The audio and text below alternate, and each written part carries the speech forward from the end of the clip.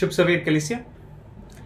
यीशु मसीह के नाम से आप सबको हमारा इस ऑनलाइन संगति में स्वागत करना चाहता हूँ। हमें नहीं पता कि कितने दिन तक ये आगे चलेगा, लेकिन जब तक हम अधिकारियों से परमिशन हमें नहीं मिलता है तब तक हम ऐसे ही ऑनलाइन मिलेंगे।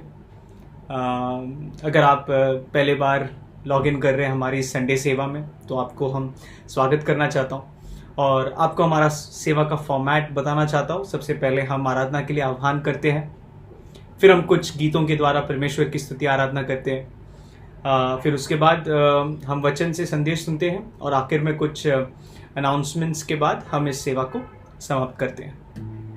तो इसलिए सबसे पहले मैं आप सबको आराधना के लिए आह्वान करना चाहता हूँ। हम एक वचन पढ़ेंगे जो बाइबल से मत्ती का 11 उसका 28 से 30। मत्ती का 11 उसका 28 से 30। हे सब परिश्रम करने वालों और बोझ से दबे हुए लोगों, मेरे पास आओ, मैं तुम्हें विश्राम दूंगा। मेरा जुआ अपने ऊपर उठा लो और मुझसे सीखो, क्योंकि मैं नम्र और मन में दीन हूं, और तुम अपने मन में विश्राम पाओगे। क्योंकि मेरा जुआ सहज और मेरा बोझ हल्का है।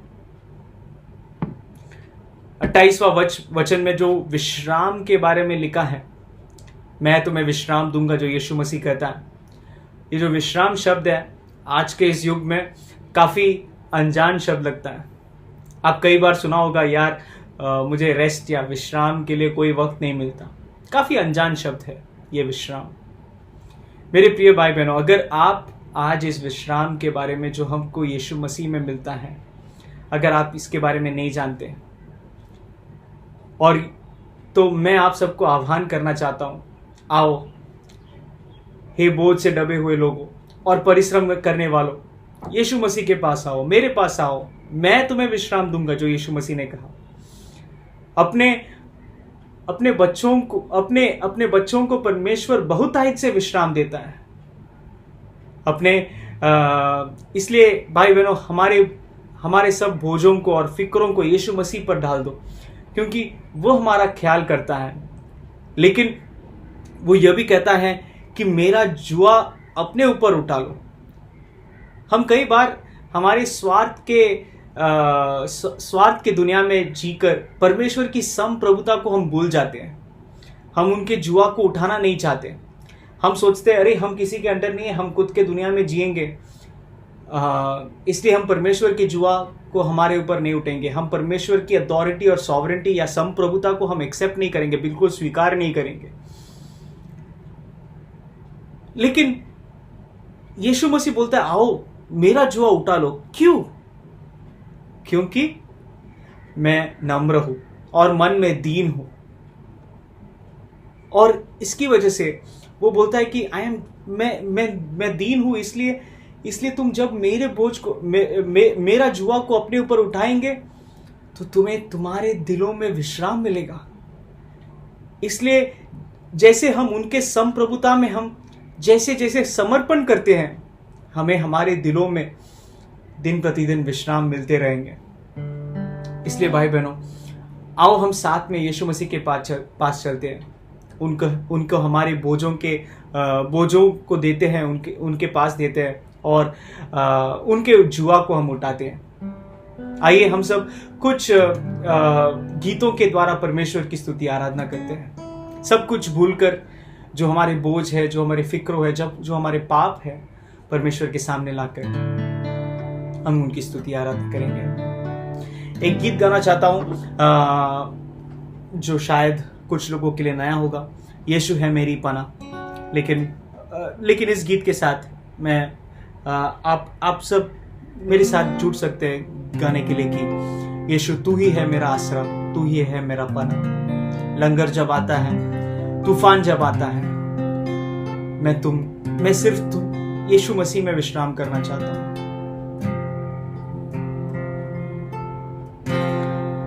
यीशु है मेरी पनाह, वो ही है मेरी चट्टान।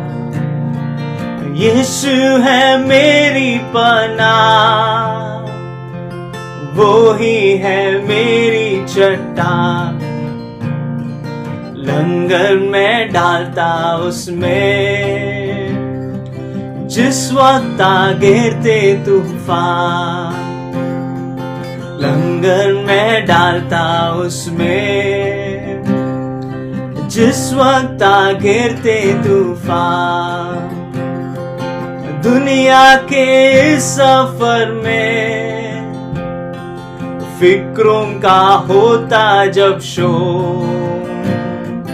दुनिया के इस सफर में फिक्रों का होता जब शोर। यीशु एक ही झिड़की से तोड़ता सब आंधी का जोर। यीशु एक ही झिड़की से तोड़ता सब आंधी का जोर। दुख से जब हूँ परेशान, जब जाना चाहता हूँ पार। दुख से जब हूँ परेशान, जब जाना चाहता हूँ पार। तब उसका उम्दा कहलाम रोशनी का होता मीनार। तब उसका उम्दा कहलाम रोशनी का होता मीनार। मुझे है पूरा यकीन, पहुंचूंगा एक दिन के नाम। मुझे है पूरा यकीन, पहुंचूंगा एक दिन के नाम। सुनहरे साहिल पर मैं पाऊंगा उसका दीदार। सुनहरे साहिल पर मैं पाऊंगा उसका दीदार। यीशु है मेरी पनाह, वो ही है मेरी चट्टान। यीशु है मेरी पनाह, वो ही है मेरी चट्टान। लंगर में डालता उसमें, जिस वक्त आ गिरते तूफान। लंगर में डालता उसमें, जिस वक्त आ गिरते तूफान। हाँ प्रभु, आप ही हमारा चट्टान है और आप ही हमारा पनाह है। लंगर में परमेश्वर जब तूफान आता है, सिर्फ और सिर्फ आप में डालते हैं परमेश्वर। क्योंकि परमेश्वर आप हमारा ख्याल करता है।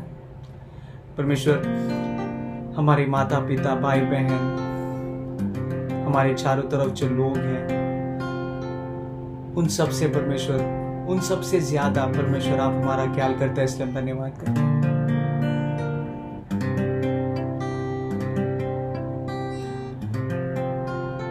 चाहे हमारे माता पिता भी हमें भूल जाए, ये आपका वचन है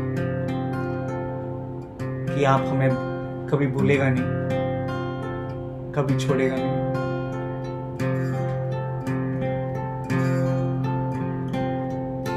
जैसे माता संभालती है, वैसा यीशु संभालेगा। जैसे माता संभालती है, वैसे यीशु संभालेगा। सीने से लगाएगा, चिंता सब हटाएगा। सीने से लगाएगा, चिंता सब हटाएगा। जैसे माता संभालती है, वैसा यीशु संभालेगा। जैसे माता संभालती है वैसा यीशु संभालेगा। हाथ धर के ले जाएगा, चट्टान पर चढ़ाएगा। हाथ धर के ले जाएगा, चट्टान पर चढ़ाएगा। जैसे माता संभालती है वैसा यीशु संभालेगा।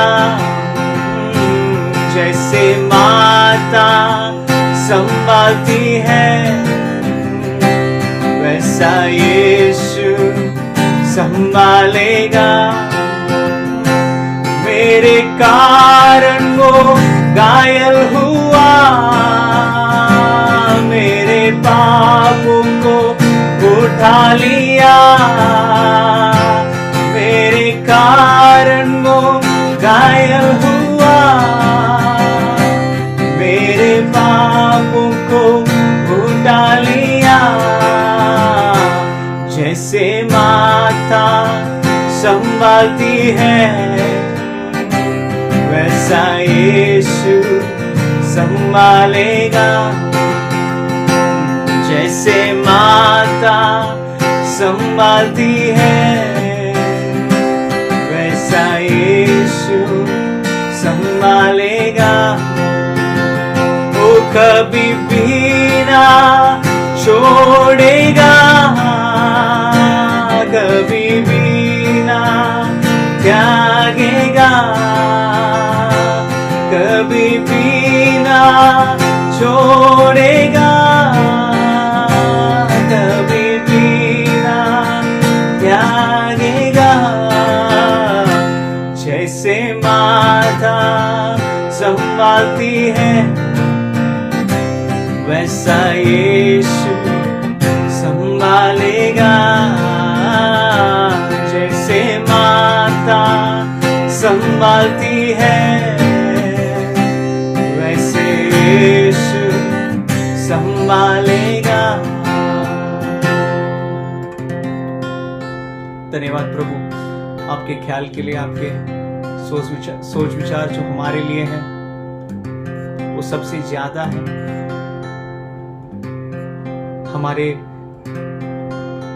हमसे जो सबसे ज्यादा इस दुनिया में प्रेम करते हैं परमेश्वर, उससे भी कई गुना ज्यादा है आपका प्रेम हमारे लिए परमेश्वर। इसलिए हम धन्यवाद करते हैं। और ये प्रेम इसलिए ज्यादा है क्योंकि परमेश्वर आपने अपना इकलौता पुत्र यीशु मसीह को हमारे लिए भेजा उस क्रूस पर मरने के लिए। उस क्रूस पे मरकर परमेश्वर आपने हमारे पापों को क्षमा किया, हमारे पापों का बोझ उठा लिया, हमको नया जीवन दिया। इसलिए हम धन्यवाद करते हैं परमेश्वर।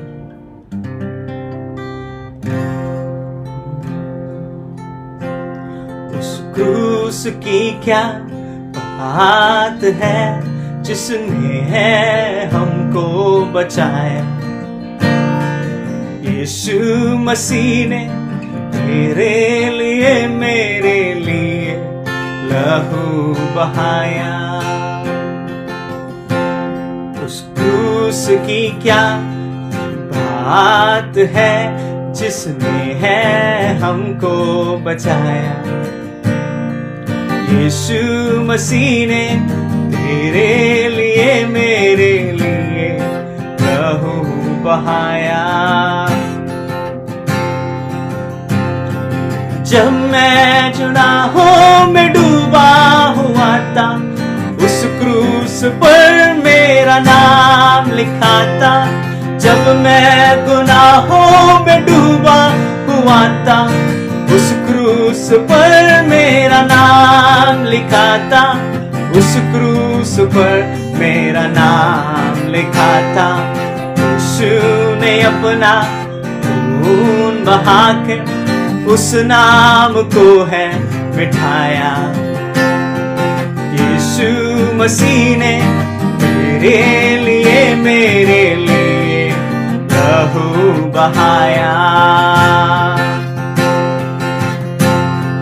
जब वो चढ़ाया था उस क्रूस पर, मसीह ने कहा ए पिता माफ कर। जब वो चढ़ाया था उस क्रूस पर, मसीह ने कहा ए पिता माफ कर। मसीह ने कहा ए पिता माफ कर दे लोगों को जिसने मुझे है ठुकराया। यीशु मसीह ने मेरे लिए लहू बहाया।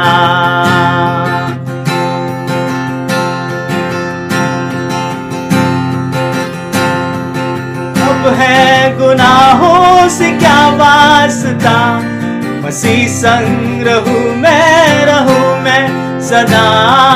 मैं गुनाहों से क्या वास्ता, मसीह संग रहूं मैं सदा। मसीह संग रहूं मैं सदा। ताके ही चरणों में गाता रहूं मैं अब ये गीत दोबारा। यीशु मसीह ने मेरे लिए लहू बहाया। क्रूस की क्या बात है जिसने है हमको बचाया। यीशु मसीह ने मेरे लिए लहू बहाया। क्रूस की क्या बात है जिसने है हमको बचाया। यीशु मसीह ने मेरे लिए लहू बहाया। हाँ परमेश्वर पिता, हम धन्यवाद करते हैं कि आपने अपने पुत्र यीशु मसीह को हमारे लिए भेजा है, और यीशु मसीह हमारे लिए मरकर जी उठा ताकि हम उद्धार पा सके, हम नया जीवन पा सके और हम विश्राम पा सके। यीशु मसीह में हम पूरी तरह से स्वतंत्र होकर हम हमारा जीवन जी सके। इसलिए हम धन्यवाद करते हैं कि परमेश्वर आपने इस अवसर दिया आपको स्तुति आराधना करने के लिए। आज अब हमको आपके वचन से बात करना परमेश्वर, पवित्र आत्मा के द्वारा परमेश्वर हमारे दिलों को यीशु मसीह की ओर फिरा लेना परमेश्वर, यीशु मसीह के नाम से आमीन। आइए अब हम प्रभु का वचन पढ़ें। इब्रानियों 4:1-11।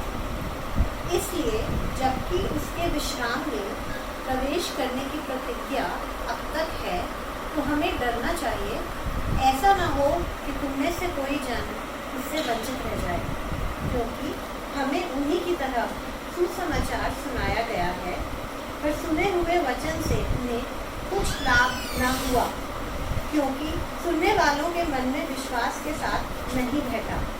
परंतु हम जिन्होंने विश्वास किया है उस विश्राम में प्रवेश करते हैं, जैसा उसने कहा, मैंने अपने क्रोध में शपथ खाई कि वे मेरे विश्राम में प्रवेश करने न पाएंगे।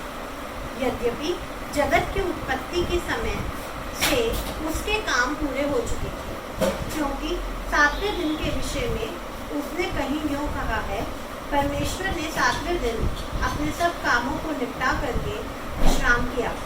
और इस जगह फिर यह कहता है, वे मेरे विश्राम में प्रवेश न करने पाएंगे। तो जब यह बात बाकी है कि कितने और हैं जो उस विश्राम में प्रवेश करें, और जिन्हें उसका सुसमाचार पहले सुनाया गया, उन्होंने आज्ञा न मानने के कारण उसमें प्रवेश न किया। इसलिए वह किसी विशेष दिन को ठहराकर इतने दिन के बाद दाऊद की पुस्तक में उसे आज का दिन कहता है। जैसे पहले कहा गया, यदि आज तुम उसका शब्द सुनो तो अपने मनों को कठोर न करो, क्योंकि यदि यहोशू उन्हें विश्राम में प्रवेश करा लेता तो उसके बाद दूसरे दिन की चर्चा न होती। अतः जान लो कि परमेश्वर के लोगों के लिए सब्त का विश्राम बाकी है, क्योंकि जिसने उसके विश्राम में प्रवेश किया है उसने भी परमेश्वर के समान अपने कामों को पूरा करके विश्राम किया है। अतः हम उस विश्राम में प्रवेश करने का प्रयत्न करें, ऐसा न हो कि कोई जन उनके समान आज्ञा न मानकर गिर पड़े। आइए अपनी दुआ करें। खुदा परमेश्वर तेरे से दुआ करते हैं कि तू आज के वचन को आशीष दे, हमारे पास्टर्स को आशीष देना और हमारे चर्च के सभी लोगों के मन में तेरे वचन को सुनने की और तेरी आज्ञाओं को पालन करने की क्षमता देना। तेरे नाम से मांगते, आमीन। सुप्रभात और नमस्ते दोस्तों, मेरा नाम सजू जोसेफ है और मैं गैदरिंग कलीसिया में एक अगुआ हूँ। सबसे पहले तो मैं आप सबका स्वागत करना चाहूंगा। आप सब हमारे साथ में जुड़े परमेश्वर की आराधना करने के लिए और परमेश्वर के वचन से सुनने के लिए। दोस्तों आइए हम परमेश्वर के वचन की ओर बढ़े। परमेश्वर के वचन से आज परमेश्वर हमसे क्या बातें करना चाहता है, आइए हम उस बातों को देखें। दोस्तों हाल ही में हमने एक विषय अटूट विश्वास, इस विषय के ऊपर प्रचार जो है हमने समाप्त किया है और हम एक नए विषय के ऊपर बहुत ही जल्द हम प्रचार करना शुरू करेंगे। एक नए बाइबल की किताब को लेकर हम उसमें से प्रचार करेंगे। उसके पहले हम चाहते थे कि ये जो रविवार, ये जो बीच का रविवार है, ये रविवार में एक अलग विषय को लेकर हम प्रचार किया जाए। एक ऐसा विषय जो परमेश्वर हमारे दिलों में डाल रहा है ताकि हम आपके साथ बांट सके। तो जो वचन मैंने चुना है वो है इब्रानियों की किताब, उसका 4था अध्याय, उसके पहले वचन से लेकर 11 वचन। इब्रानियों की किताब 4था अध्याय, पहले वचन से लेकर 11वां वचन। और जो विषय के ऊपर मैं प्रचार करना चाहूंगा वो है परमेश्वर के विश्राम में प्रवेश करना। परमेश्वर के विश्राम में प्रवेश करना। दोस्तों मैंने इस विषय को खास करके इसलिए चुना है क्योंकि हाल ही में व्यक्तिगत तौर पे मैं परमेश्वर के विश्राम का मैं कुछ महीनों से मैं अनुभव कर रहा हूं और मैं इस बात को मैं सीख रहा हूं और परमेश्वर में विश्राम करते हुए जो फायदे हैं वो मैं अपने जीवन में अनुभव कर रहा हूं। और इसलिए मुझे ऐसा लगा कि अगर मैं ये विषय के ऊपर मैं प्रचार करूं, मेरे दिल में जो परमेश्वर कर रहा है वो प्रचार करूं, तो आपको भी इससे फायदा होगा। सो दोस्तों सबसे पहले हम बाइबल के वचन में जाने से पहले विश्राम का मतलब क्या है। दोस्तों मैं जब विश्राम ये शब्द का इस्तेमाल कर रहा हूं तो मैं अपने शारीरिक विश्राम की बातें नहीं कर रहा हूं जो हम अपने शरीर में अनुभव करते हैं, लेकिन मैं वो विश्राम की बात कर रहा हूं जो हमारी आत्मा में हम अनुभव करते हैं। राइट? जब वो विश्राम, जब हमें पूरी तरह से ये ज्ञात होता है कि हम परमेश्वर के सिद्ध इच्छाओं में हम जी रहे हैं, जहां हम परमेश्वर के आनंद का अनुभव ले रहे हैं, जहां हम परमेश्वर के शांति का अनुभव ले रहे हैं, चाहे हमारे जीवन में कुछ भी क्यों ना हो रहा हो। राइट? उस आराम की मैं बात कर रहा हूं, उस विश्राम की बात कर रहा हूं। तो दोस्तों विश्राम नहीं होना इसका क्या मायने हो गया? ये इसकी बहुत सारी बातें हैं। हम ये कह सकते हैं कि अगर ये बहुत सारी चीजें हैं जो हमें याद दिलाता है कि हम परमेश्वर में आत्मिक तौर पे विश्राम नहीं कर रहे हैं। जैसे कि जब हम लगातार बार दिन प्रतिदिन हमारे दिल में हम भय का अनुभव करते रहते हैं या हमारे अंदर चिंताएं रहती हैं हमारे परिस्थितियों को लेकर, हमारे अभी के परिस्थितियों को लेकर, हमारे आने वाले भविष्य के लेकर, जब हम चिंताओं में भरे हुए रहते हैं और वो चिंताएं जो कभी खत्म नहीं हो रही है और लगातार बढ़ते जाता है, तो हम ये कह सकते हैं कि हमारे अंदर जो आत्मिक विश्राम है वो नहीं है।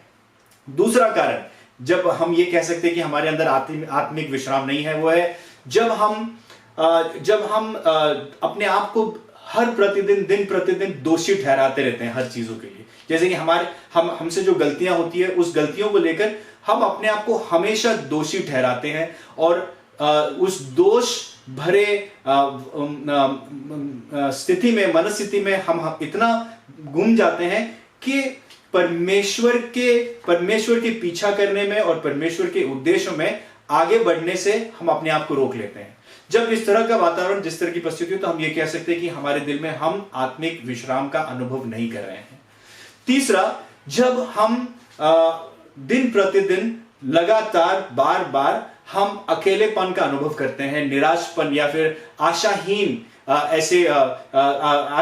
ऐसे भावनाओं से जब हम गुजरते हैं, डिप्रेशन से गुजरते हैं, जहां इतना गहरा हो जाता है कि हम अपने आप को परमेश्वर से अलग कर देते हैं, परमेश्वर के लोगों से अलग कर देते हैं और अकेले ही जीवन व्यतीत करते हैं, तो हम ये कह सकते हैं कि हम परमेश्वर के विश्राम का अनुभव नहीं कर रहे हैं। तो इसलिए दोस्तों, मैं ये विश्वास करता हूं कि आज का जो वचन है, इब्रानियों किताब उसका 4 अध्याय पहले वचन से 11 वचन हमें परमेश्वर के विश्राम के बारे में बहुत ही एक सुंदर चित्र दिखलाता है। ये वचन के द्वारा ये हमें चेतावनी भी देता है कि हमें परमेश्वर के विश्राम से दूर रहने से हमारा क्या नुकसान होता है, इस बात का हमें चेतावनी भी देता है। और तीसरा, दो मुख्य कारण जिसके वजह से हम परमेश्वर के विश्राम का अनुभव नहीं कर पाते हैं, परमेश्वर के विश्राम में प्रवेश नहीं कर पाते हैं, इसके बारे में यह वचन हमें जिक्र करता है। तो आइए हम इस वचन को देखें। सो दोस्तों, जैसे हम वचन को देखते हैं, पहले वचन में ही पौलुस शुरू करते हुए लिखता है कि इसलिए जबकि उसके विश्राम में प्रवेश करने की प्रतिज्ञा अब तक है, राइट। पौलुस ये बता रहा है, ये जता रहा है और हमें यकीन दिला रहा है कि परमेश्वर के विश्राम में प्रवेश करना यह कोई असंभव बात नहीं है। परमेश्वर के विश्राम में प्रवेश करने के लिए जो दरवाजा है, जो निमंत्रण है, वो खुला है हमारे लिए और हम कभी भी इसमें प्रवेश कर सकते हैं। पहले वचन में हमें यह देखने को मिलता है। भाई और बहनों, क्या ये प्रोत्साहजनक नहीं है? क्या ये आपको प्रोत्साहित नहीं करता ये जानने के लिए कि हमारा जो इंसानी हृदय जिसने परमेश्वर के खिलाफ होकर ईदन के बागीचे में परमेश्वर के आज्ञाओं का अनादर किया, जिस इंसान ने परमेश्वर को ना चुनते हुए शैतान की बातों को चुना, जिस इंसान ने जो परमेश्वर के खिलाफ होकर अपने घमंड किया, ऐसे इंसान के लिए परमेश्वर स्वयं जो है वो हमारा पीछा किया और अपने पुत्र यीशु मसीह के जीवन, मृत्यु, पुनरुत्थान के द्वारा वो हमें आया छुड़ाने के लिए, और उसने यीशु मसीह के द्वारा अपनी ओर आने के लिए, अपने आराम या अपने विश्राम में प्रवेश करने के लिए जो दरवाजा है वो हमारे लिए खुला छोड़ा है। मत्ती का किताब उसका 11 अध्याय उसके 28वें वचन में यीशु कहता है, यीशु क्या कहता है कि आओ मेरे पास आओ जो बोझ से भरे हुए हैं, मैं तुम्हें विश्राम दूंगा। सो दोस्तों, परमेश्वर के वचन के अनुसार देखा जाए तो विश्राम वो चीज है, परमेश्वर का विश्राम वो जगह है, वो स्टेट ऑफ माइंड है जहां परमेश्वर अपने पुत्र यीशु मसीह के द्वारा हमारे अंदर, हमारे हृदय में राज करता है, जहां वो सांसारिक पाप और जो गुनाह का जो माहौल है, वो माहौल से हमें आजाद करता है और हमारे जीवन में वो एक स्थिरता लाता है। वो है आराम की जगह, और वो आराम की जगह वो भी जगह है जहां हम अपने स्वयं की क्षमताओं से अपने जीवन को नियंत्रण नहीं करते हैं, लेकिन परमेश्वर के ऊपर पूरी तरह से निर्भर होकर, उसके ऊपर भरोसा करते हुए और उसके ऊपर यकीन करते हुए हम जिंदगी गुजारते हैं। वो जगह है जहां हम पूरी तरह से आराम का अनुभव करते हैं। दोस्तों, इस परमेश्वर के विश्राम में प्रवेश करना जो है वो मसीह के द्वारा हमारे लिए खुल गया है, हमारे लिए बन गया है। और ये परमेश्वर ये दरवाजा खुला रखने के द्वारा हमें उसके महान करुणा, उसके अनुग्रह और उसका प्रेम का वो ज्ञान दिलाता है मेरे दोस्तों। लेकिन ये मालूम होते हुए भी कि परमेश्वर का जो निमंत्रण है हमारे लिए खुला है कि हम उसके विश्राम में हम प्रवेश कर सकते हैं। कितनी दुख की बात है कि ये जानते हुए भी हम में से बहुत सारे लोग परमेश्वर के विश्राम का अनुभव नहीं करते हैं, परमेश्वर का विश्राम का अनुभव नहीं करते हैं। देखिए, 6ठे वचन में पौलुस इस बात का जिक्र करता है। 6ठे वचन में पौलुस कहता है कि तो जब यह बात बाकी है कि कितने और है जो उस विश्राम में प्रवेश करें, और जिन्हें उसका सुसमाचार पहले सुनाया गया उन्होंने आज्ञा न मानने के कारण उसमें प्रवेश न किया। पौलुस यहां पे कह रहा है कि ऐसे लोग हैं जिन्होंने परमेश्वर के सुसमाचार को सुना, लेकिन फिर भी आज्ञा न मानने की वजह से परमेश्वर के विश्राम में प्रवेश नहीं कर पाए। ये किसके बारे में बात कर रहा है? क्या हम भी ऐसे लोग हैं? क्या हम भी उन लोगों में हमारी गिनती होगी जिसके बारे में परमेश्वर कहेगा कि सुसमाचार तो हमने सुन लिया है, लेकिन परमेश्वर के विश्राम में हमने प्रवेश नहीं किया है? मेरे दोस्तों, भाइयों बहनों, कितनी दुख की बात है ये जानते हुए कि परमेश्वर के विश्राम में प्रवेश करना मुमकिन है, ये बात मुमकिन है, लेकिन फिर भी हम नहीं प्रवेश करते हैं। क्यों? क्योंकि हमारे कठोर हृदय की वजह से हम परमेश्वर के विश्राम में प्रवेश नहीं करते। इब्रानियों किताब 4 अध्याय पहले वचन के दूसरे भाग में देखिए। दूसरे भाग में वो वचन कहता है कि इसलिए जबकि उसके विश्राम में प्रवेश करने की प्रतिज्ञा अब तक है, तो हमें डरना चाहिए, ऐसा न हो कि तुम में से कोई जन उससे वंचित रह जाए। दोस्तों, पौलुस कह रहा है कि हमें डरना चाहिए, हमें भय होना चाहिए कि हम परमेश्वर के विश्राम में हमने प्रवेश नहीं किया है। मेरे दोस्तों, 11वें वचन में जो हमने पढ़ा, 11वें वचन में पौलुस ये लिखता है कि अतः हम सब विश्राम में प्रवेश करने का प्रयत्न करें। परमेश्वर ये चाहते हैं कि हम ना सिर्फ सुसमाचार को सुनने वाले, लेकिन परमेश्वर के विश्राम में प्रवेश करने की हमारे अंदर वो इच्छा होनी चाहिए। हम पूरी तरह से प्रयत्न करना चाहिए परमेश्वर के विश्राम में प्रवेश करने के लिए। इब्रानियों की किताब उसका 3 अध्याय उसके 8वें वचन से लेकर 11वें वचन में देखिए, पौलुस कुछ ही वचन पहले वो क्या कहता है? वो कहता है कि क्योंकि यदि यहोशू उन्हें विश्राम में प्रवेश करा लेता तो उसके बाद दूसरे दिन की चर्चा ना होती। अतः जान लो कि परमेश्वर के लोगों के लिए शब्द का विश्राम बाकी है, क्योंकि जिसने उसके विश्राम में प्रवेश किया है उसने भी परमेश्वर के समान अपने कामों को पूरा करके विश्राम किया है। अतः हम उस विश्राम में प्रवेश करने का प्रयत्न करें, ऐसा न हो कि कोई जन उनके समान आज्ञा न मानकर गिर पड़े।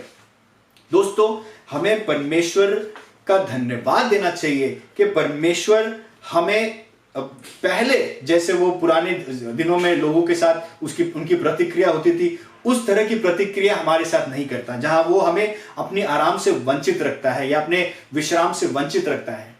दोस्तों, हमें इस बात का आनंद होना चाहिए कि परमेश्वर अपने पुत्र यीशु मसीह के द्वारा हमें उस नजरिए से नहीं देखता, लेकिन एक नए और एक अलग नजरिए से देखता है, जहां अपने पुत्र के द्वारा वो हमारे ऊपर करुणा और दया दिखाता है और वो हमें हमारे कठोर हृदय को स्वीकार करने के लिए तैयार है। दोस्तों, और जो आज अगर हम परमेश्वर के विश्राम में प्रवेश नहीं करते हैं तो वो इस कारण नहीं करते हैं क्योंकि परमेश्वर ने दरवाजा बंद कर दिया है, लेकिन इस कारण हम परमेश्वर के आराम में प्रवेश नहीं करते हैं क्योंकि हमने अपने हृदय को परमेश्वर के प्रति कठोर करके रख दिया है। दोस्तों,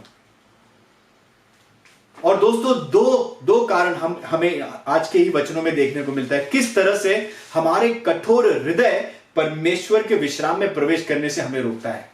सबसे पहला, बहुत ज्यादा मुख्य, 2 और 3 वचन में पौलुस लिखता है कि क्योंकि हमें उन्हीं की तरह सुसमाचार सुनाया गया है, पर सुने हुए वचन से उन्हें कुछ लाभ न हुआ, क्योंकि सुनने वालों के मन में विश्वास के साथ नहीं बैठा। परंतु हम जिन्होंने विश्वास किया है उस विश्राम में प्रवेश करते हैं जैसा उसने कहा है। दोस्तों, सबसे पहला कारण जब हम परमेश्वर के विश्राम में प्रवेश नहीं करते वो है अविश्वास। हमारे कठोर हृदय से निकलने वाला अविश्वास ये बात का कि परमेश्वर ने जो हमारे लिए किया है, परमेश्वर ने जो हमारे लिए हासिल किया है, परमेश्वर ने जो हमारे लिए अनुग्रह अपने बेटे यीशु मसीह के द्वारा उसने हमारे ऊपर उंडेला है, वो काफी नहीं है। जब हम इस बात पे विश्वास नहीं करते हैं कि परमेश्वर ने जो किया है वो काफी है, जब हमारा मन कहता है कि नहीं वो काफी नहीं है, तब अविश्वास जो है हमें परमेश्वर के विश्राम में प्रवेश करने से रोकता है।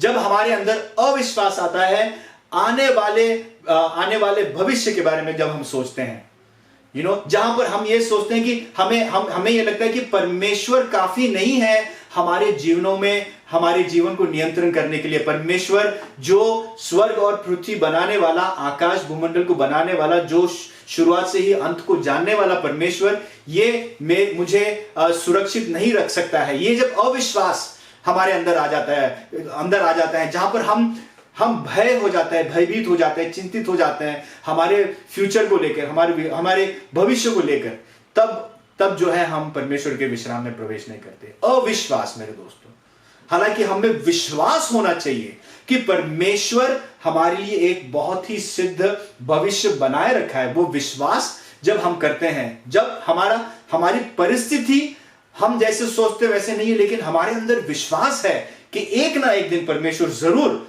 मुझे मेरे परिस्थिति से निकालेगा और मुझे एक बहुत ही बढ़िया एक भविष्य देगा। जब हम वो विश्वास पैदा होता है, तब हम परमेश्वर के विश्राम में प्रवेश करते हैं। तीसरा, जब हम ये बात पे विश्वास करते हैं कि यीशु मसीह के जीवन, मृत्यु और पुनरुत्थान के द्वारा हमने पूरी तरह से पाप के चुंगल से हमें छुड़ाया गया है और पाप हमारे ऊपर नियंत्रण नहीं रखता, पाप हमारे ऊपर राज नहीं करता, लेकिन परमेश्वर की धार्मिकता हमारे ऊपर कंट्रोल करता है। ये बात पर जब हम अविश्वास करते हैं, तब भी हम परमेश्वर के विश्राम में प्रवेश नहीं करते। हालांकि जब हमें विश्वास करना चाहिए, जब हम या हमारे जीवन के ऊंचाई और नीचाई में और ऐसे माहौलों में हम गुजरते हैं, हम में जब वो विश्वास जब पैदा होता है, हम विश्वास करते हैं कि नहीं, परमेश्वर यीशु मसीह ने जो हमारे लिए किया है उसके द्वारा ये जो पाप मेरे ऊपर नियंत्रण नहीं रखता, लेकिन मसीह और मसीह की धार्मिकता मेरे ऊपर नियंत्रण रखता है। जब वो विश्वास हमारे अंदर पैदा होता है, तब हम उस विश्राम में प्रवेश करते हैं। दोस्तों, जब हमारे अंदर इस तरह का अविश्वास पैदा होता है, जहां हम सोचने लगते हैं कि परमेश्वर काफी नहीं है मुझे आराम देने के लिए, परमेश्वर काफी नहीं है मुझे सुरक्षा देने के लिए, परमेश्वर काफी नहीं है मेरे दुखों को समझने के लिए, मेरे तकलीफों को समझने के लिए। जब हम उस तरह के अविश्वास से गुजरते हैं, जहां उस अविश्वास की वजह से हमारे अंदर आशाहीनता, हमारे अंदर अकेलापन जब आ जाता है, दोस्तों, वो हमें परमेश्वर के विश्राम में प्रवेश करने से रोक देता है। दोस्तों, ये अविश्वास ही है जो हमारे हृदय में अविश्वासी था, जो इजरायलियों को परमेश्वर के वादे किए हुए उस भूमि में ले जाने से उन्हें रोक कर रखा। जब वो उस सफर में 40 वर्ष के सफर में वो कुड़कुड़ाने लगे और पिछली बातों को याद करने लगे, हमें उनमें अविश्वास नजर आता है और अविश्वास की वजह से वो कुड़कुड़ा रहे थे, अविश्वास की वजह से वो चिड़चिड़े हो रहे थे। और उसका क्या परिणाम हुआ? परिणाम ये हुआ कि परमेश्वर ने उन्हें उस वादे किए हुए भूमि में प्रवेश करने से वंचित करके रख दिया। परमेश्वर, दोस्तों, भाइयों और बहनों, परमेश्वर में विश्वास करना, विश्राम करना, ये सिर्फ एक चुनाव नहीं है। हम ये नहीं कह सकते कि मैं सुसमाचार को मैंने हासिल कर लिया, अब मेरे ऊपर चुनाव है, मुझे विश्राम करना है नहीं करना है। ये सिर्फ एक चॉइस नहीं है, लेकिन हमारे लिए कमांड है। ये हमारे लिए एक आज्ञा है जो परमेश्वर देता है। दोस्तों, सबात का जो आराम है, ये परमेश्वर की ओर से हमारे लिए एक आज्ञा है। सबात के दिन में हमसे कहा गया है परमेश्वर ने कि हमें कुछ नहीं करना चाहिए, हमें काम नहीं करना चाहिए, काम का प्रेशर नहीं लेना चाहिए, सिर्फ आराम करना चाहिए और परमेश्वर के ऊपर पूरी तरह से समर्पण हमें करना चाहिए।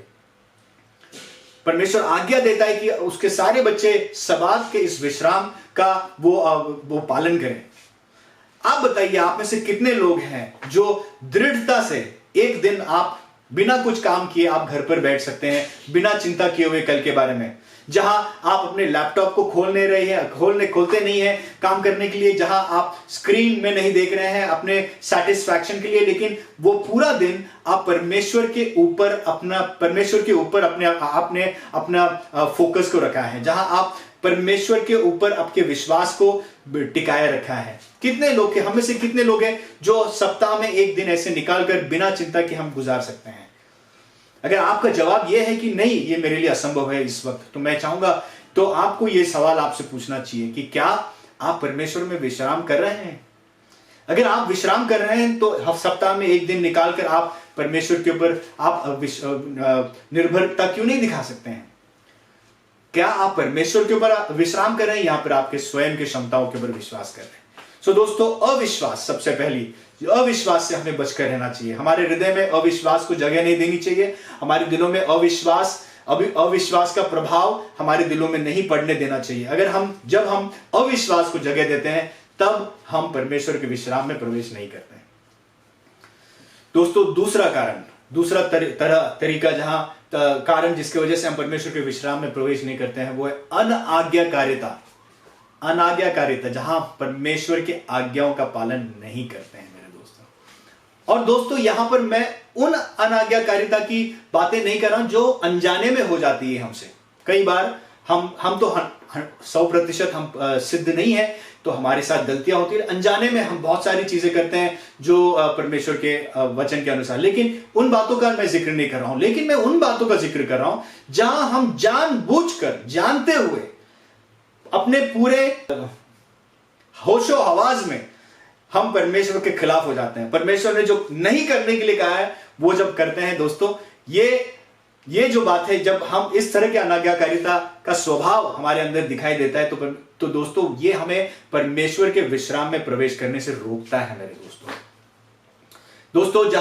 जहां हम बहुत सारे क्षेत्र हैं जहां पर जब हम हमारे जीवन में रिश्तों की चुनाव करते हैं, किसके साथ दोस्ती करनी चाहिए, किसके साथ नहीं, किसके साथ रिश्ते बनाना चाहिए, किसके साथ मेरा विवाह होना चाहिए, जब ऐसे निर्णयों में हमें परमेश्वर की आज्ञा, परमेश्वर के वचन हमसे क्या कहता है ये जानते हुए भी जब परमेश्वर के वचन के अनुसार, परमेश्वर की आज्ञा के अनुसार नहीं जाते हैं, तो वो अनाज्ञाकारिता हमें परमेश्वर के विश्राम से दूर रखता है मेरे दोस्तों।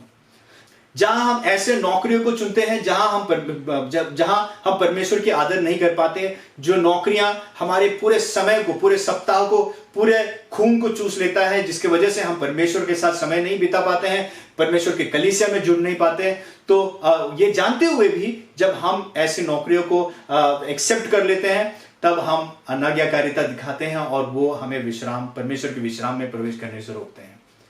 दोस्तों, जिस तरह के दोस्तों के साथ हमें मिलना चाहिए, घुलना चाहिए, बातचीत करना चाहिए, ये जानते हुए कि हमें ऐसे ही दोस्तों के साथ, ऐसे ही लोगों के साथ समय बिताना चाहिए जो हमें परमेश्वर में आगे बढ़ने में हमें मदद करता है, परमेश्वर में हमें प्रोत्साहित करते हैं, ना कि हमें गलत रास्तों में, गलत तरीकों में ले जाते हैं। ये जानते हुए भी जब हम गलत संगति में चले जाते हैं और अनाज्ञाकारिता दिखाते हैं, तो हम परमेश्वर के विश्राम से वंचित हो जाते हैं मेरे दोस्तों।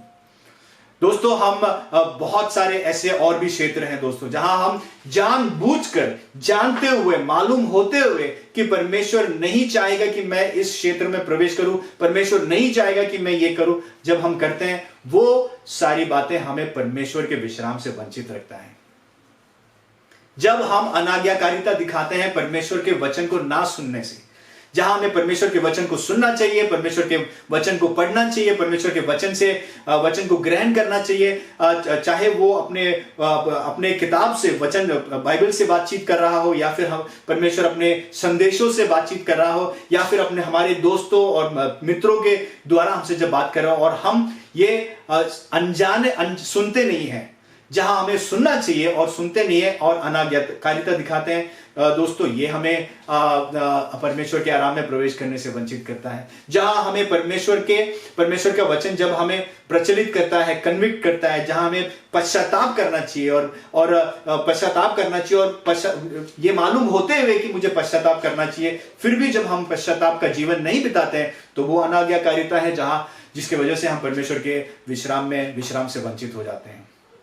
दोस्तों, जहां हमें परमेश्वर में हम परमेश्वर के पीछे जाना चाहिए, परमेश्वर की चाहत रखनी चाहिए, या ये जानते हुए भी हम संसार के पीछे जाते हैं, संसार की चाहत रखते हैं, तब हम अनाज्ञाकारिता दिखाते हैं और वो हमें परमेश्वर के विश्राम से वंचित रख देता है। मेरे दोस्तों, भाइयों और बहनों, अनाज्ञाकारिता हमेशा, जब हम अनाज्ञाकारिता से चलते हैं, परमेश्वर जानबूझकर परमेश्वर की बातों से हम दूर हटते हैं, परमेश्वर से दूर भागते हैं, तो हम परमेश्वर के विश्राम में प्रवेश करने से वंचित रह जाते हैं और परमेश्वर के आनंद का, परमेश्वर के खुशी का अनुभव नहीं कर पाते हैं। मेरे दोस्तों, परमेश्वर में विश्राम करना यह हमारे जीवन का अंतिम पड़ाव या गोल होना चाहिए, लक्ष्य होना चाहिए।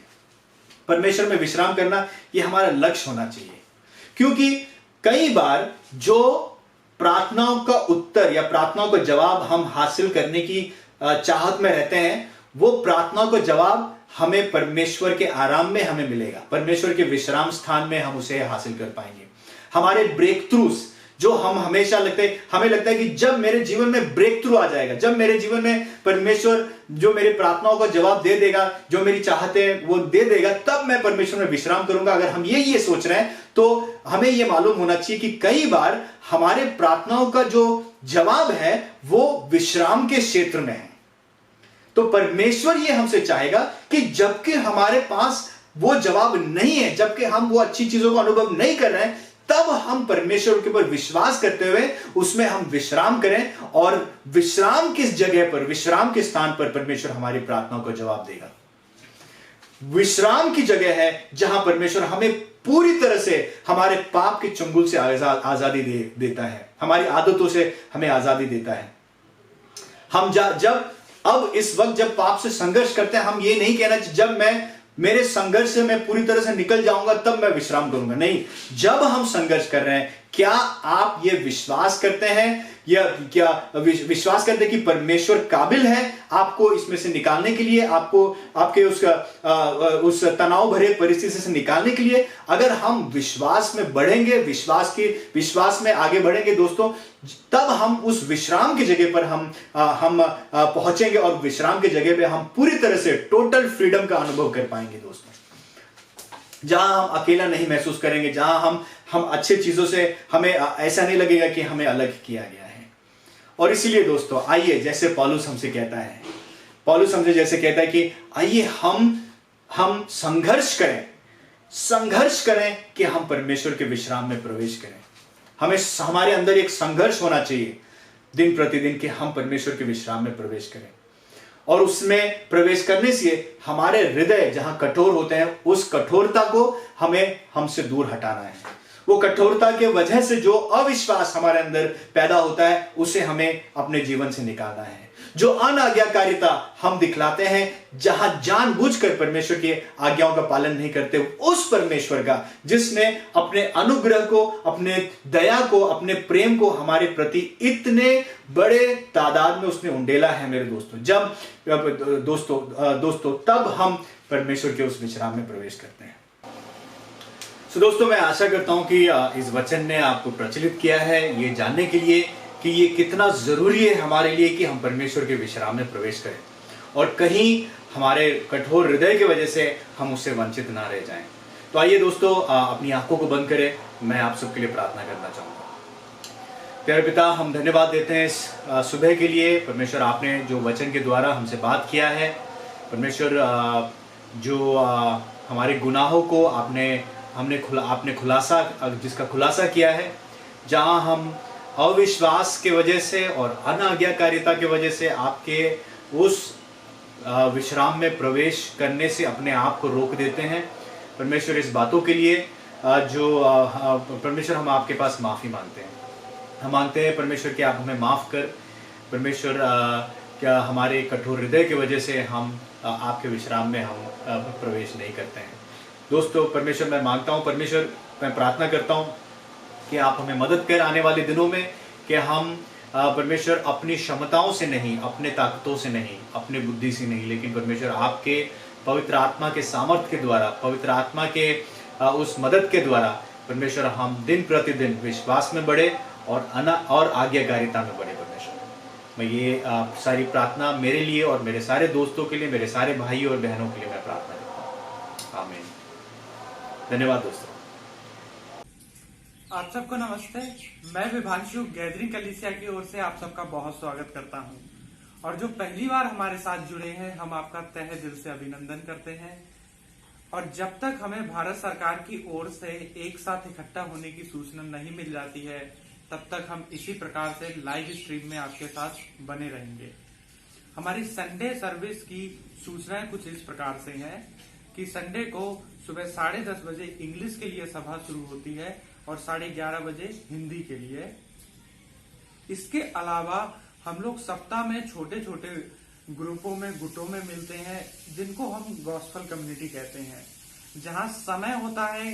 कई बार हम लोग संडे को जो वचन सुनते हैं उसके विषय में हम लोग बातचीत करते हैं। कई बार किसी एक विषय को लेकर हम लोग बातचीत करते हैं। और ये मौका होता है जब हम एक दूसरे को विश्वास में बढ़ाते हैं, एक दूसरे को मदद करते हैं परमेश्वर के वचन को और भी अच्छी रीति से सीखने के लिए। अगर आप अभी तक इसका हिस्सा नहीं है तो आप हमसे संपर्क कर सकते हैं। और इसके साथ हम आपको बताना चाहते हैं कि इन दिनों में जैसा कि लॉकडाउन चला और कई लोग अपनी नौकरियों को खो चुके हैं, कई लोग बहुत कम वेतन पा रहे हैं, तो गैदरिंग परिवार ने ये निर्णय लिया है कि वो अपने तमाम दान और दशमांश को उनकी मदद के लिए दे रहे हैं। अगर आप इसमें हमारे साथ शामिल होना चाहते हैं तो आप बैंक के द्वारा या फिर गूगल पे के द्वारा आपको अपना पैसा ट्रांसफर कर सकते हैं। और ये जानकारी आपको गैदरिंग की वेबसाइट में या वीडियो के डिस्क्रिप्शन में मिल जाएगी। और इसके साथ हम आपको बताना चाहते हैं कि हमारी जो प्रार्थना सभाएं हैं वो इंग्लिश के लिए गुरुवार को 8:30 बजे होती है और हिंदी के लिए शनिवार को सुबह 11 बजे होती है। आप हमारे साथ जुड़ सकते हैं। और इसके साथ हम आपको बताना चाहते हैं, अगर आप चिंतित हैं, परेशान हैं, व्याकुल हैं, संडे का जो वचन है उसको लेकर आप अगर बातचीत करना चाहते हैं, अगर आप अपने मन को फिराकर पश्चाताप करना चाहते हैं, तो आप हमारे पासवानों से संपर्क कर सकते हैं। उसके लिए आप हमें मैसेज, ईमेल, फेसबुक के द्वारा मैसेज, व्हाट्सएप के द्वारा मैसेज या गैदरिंग वेबसाइट के द्वारा आप हमें संपर्क कर सकते हैं।